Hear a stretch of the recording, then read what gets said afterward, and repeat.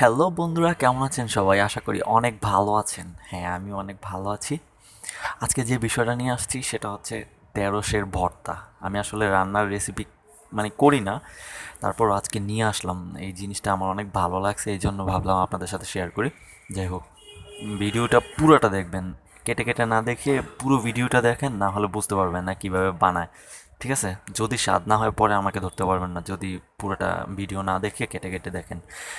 আচ্ছা, যাই হোক, আমি প্রথমে দেখাচ্ছি যে কীভাবে কীভাবে বানাইতে হবে, কি কি লাগবে। আমি প্রথমে যেগুলা যেগুলা লাগবে এগুলা নিয়ে একটু আলোচনা করি। এখানে আপনার পরিমাণ মতো ঢেঁড়স লাগবে, যেটাকে লেডিস ফিঙ্গার বলে, যেটাকে বেন্ডি বলে। ঠিক আছে? অনেক অনেক জায়গাতে অনেক অনেক রকমের নাম বলে এটাকে। ঢেঁড়স, বেন্ডি, তারপর হচ্ছে লেডিস ফিঙ্গার, যাই বলেন, পরিমাণ মতো নেবেন। তারপর শুকনো মরিচ, তারপর পেঁয়াজ, তারপর এখানে সরিষার তেল, সরিষার তেল নেবেন। তারপর আরও লাগবে লবণ। ঠিক আছে? সাথে লবণটা লাগবে। লবণটা আমি দেখাইনি, বাট লবণটা লাগবে। যাই হোক, এখন দেখেন এগুলোকে আমি কুচি কুচি করে কেটেছি, ঢেঁড়সগুলোকে কুচি কুচি করে কেটেছি। অনেক বড় বড় করবেন না, কারণ কুচি কুচি করে কাটলে এগুলা তাড়াতাড়ি হয়, কারণ এগুলা তেল ছাড়া ভাজি করতে হবে। তখন ভাজি হবে না। আপনি যদি বড় করে কাটেন তখন ভাজি হবে না। আচ্ছা, যাই হোক, আমরা কাজে চলে আসি। প্রথমে আমরা মরিচগুলোকে ভেজে নিব। আমি 5টা মরিচ দিয়েছি, যদিও অনেক ঝাল হবে, আপনারা একটু কমিয়ে দিবেন, পরিমাণ মতো দিবেন যতগুলো লাগবে। আমার একটু ঝাল হয়ে গিয়েছিল বেশি। তো এগুলোকে তেল ছাড়া ভাজতে হবে। তা আমি একটু সময় নেবে, 4-5 মিনিট হয়তো লাগবে। আমি আছি, সাথেই আছি। এগুলো যতক্ষণ না লাল লাল হবে, একটু হইছে মনে হবে, ততক্ষণ পর্যন্ত এগুলো নাড়াচাড়া করতে হবে। আর সাথেই থাকুন, দেখতে থাকুন কিভাবে বানাচ্ছি ঢেঁড়সের ভর্তাটা। আমি সবসময় বানাই না, মনে হইলো যে আজকে একটা রান্নার রেসিপি দেই, কেমন লাগে। হয়তো সবাই জানেও না, আবার অনেকেই জানে যে কীভাবে বানায়। আবার হয়তো অন্য কেউ অন্য স্টাইলে বানায়, কিন্তু আমারটা একটু দেখেন কীভাবে বানাচ্ছি। যাই হোক, এগুলো একটু একটু হওয়ার পর্যায়ে আছে। দেখা যাক। উম, যতক্ষণ পর্যন্ত না মনে হবে যে পারফেক্টলি হয়েছে, ততক্ষণ পর্যন্ত ভাজতেই থাকবেন।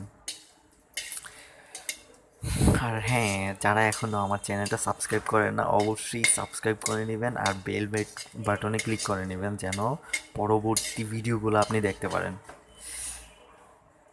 আর যারা অলরেডি সাবস্ক্রাইব করে রেখেছেন তাদের জন্য অনেক অনেক থ্যাঙ্কস, অনেক অনেক ধন্যবাদ। যাই হোক, মরিচগুলা কাছাকাছি হয়ে গেছে, আর একটু সময় লাগবে, একটু সময় নেয়।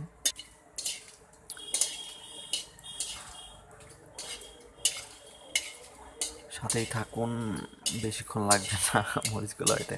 আমি হয়তো বেশিক্ষণ স্কিপ করি নাই, খুব বেশি স্কিপ করি নাই, কারণ বেশি স্কিপ করলে কতক্ষণ ভাজা লাগবে সেটা বুঝবেন না আপনারা।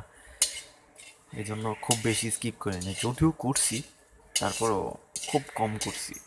কারণ পুরো ভিডিওটা না দেখলে আপনি বুঝতে পারবেন না যে কতটুকু সময় লাগবে, কতটুকু সময় নিলে এটা পুরোপুরি ভাজা হবে। এই জন্য আপনারা কিন্তু তেল ইউজ করবেন না, এখানে তেল আমিও ইউজ করিনি, তো আপনারাও তেল ইউজ করবেন না। যাই হোক, মরিচগুলা হয়ে গেছে আমার। এখন আমি ঢেঁড়সগুলা ভাজার জন্য নিব। এই যে ঢেঁড়সগুলা আমি তেল ছাড়া কিন্তু দিয়ে দিয়েছি এখানে, আপনারাও তেল ছাড়া দিবেন। ঠিক আছে? আপনাদের পরিমাণ মতো দিবেন, যতজন খাওয়ার জন্য উপযোগী। ধরেন আপনারা 5জন খাবেন, 5জনের অনুপাতে দিবেন যে কতগুলা লাগবে। এগুলো কিন্তু আমি একজনে খাবো, এই জন্য আমি এতগুলো দিয়েছি। এগুলো কিন্তু ভাজার পরে আস্তে আস্তে কমবে। এখন হয়তো বেশি দেখা যাচ্ছে, কিন্তু ভাজার পরে কমে যাবে। তো যাই হোক, আমরা এটা ভাজবো, হয়তো 5-7 মিনিট লাগতে পারে। এখানে আমি মাঝে মাঝে একটু একটু স্কিপ করব। ঠিক আছে?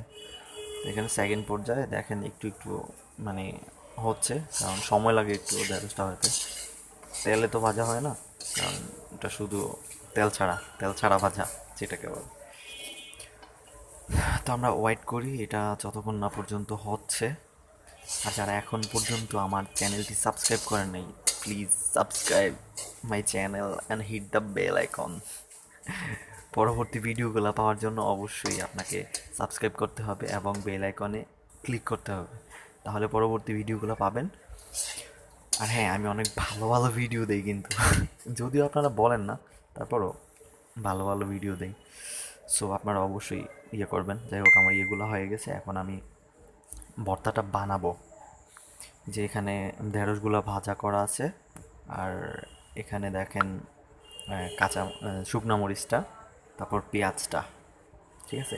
এখন আমি ভর্তাটা বানানোর জন্য একদম পুরা প্রিপেয়ার। যাই হোক, এখানে আপনি কি করবেন, লবণ আর মরিচ, মরিচগুলা ডাটাগুলো ভেঙে ভেঙে দিচ্ছি। যদিও আমি মরিচগুলো বেশি দিয়ে ফেলছিলাম, অনেক ঝাল হয়েছিল, তারপরও আপনারা ইয়ে করবেন, একটু কমিয়ে দিবেন মরিচগুলোর পরিমাণ একটু কমিয়ে দিবেন, স্বাদ মতো দিবেন।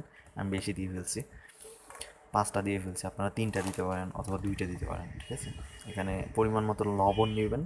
লবণ নেওয়ার পরে এখানে এগুলাকে আমি ভেঙে নিব, একদম লবণ প্লাস মরিচটার সাথে ভেঙে নিব।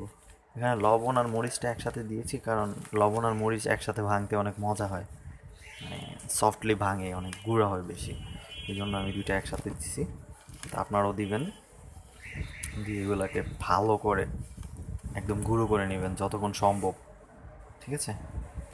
তারপর পেঁয়াজগুলা দিয়ে দেবেন, পেঁয়াজগুলা, পেঁয়াজ কাটাগুলা, এগুলা দিয়ে তারপর আবার একটু মেখে নেবেন, ভালোভাবে মেখে নেবেন। ভালোভাবে না মাখলে আবার এগুলার স্বাদটা আসে না, ঠিক আছে। সো ভালোভাবে মেখে নেবেন, না মাখলে মজা হবে না। আবার অনেকেই ইয়ে করে যে ধুর এইভাবে মাখতেছে, কিন্তু আসলে না মাখলে, যদি পরিমাণ মতো মিক্স না হয় তাহলে কিন্তু মজা হবে না। সো পরিমাণ মতো ভালোভাবে মিক্স করে নেবেন, ঠিক আছে। আবার আমি দিয়ে দিচ্ছি ঢেঁড়সের ভাজিটা, যেটা আমি তেল ছাড়া ভাজি করেছি, এটা দিয়ে দিয়েছি। তারপর এটার সাথে দিয়ে দিব এখন আমি সরিষার তেল, ঠিক আছে। আমি মদিনা সরিষার তেলটা নিয়েছি, আপনারা যে কোনোটা নিতে পারেন, ঠিক আছে। তো সরিষার তেলটা পরিমাণ মতো নেবেন, পরিমাণ মতো আমি এখানে ঢেলে দিয়েছি।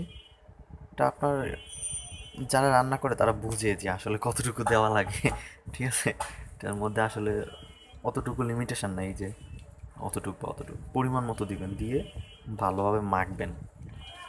ভালোভাবে মাখার একটা ইয়ে হচ্ছে, যত ভালোভাবে মাখবেন তত ভালো মজা হবে, ঠিক আছে, তত ভালো হবে, দেখতে ভালো লাগবে।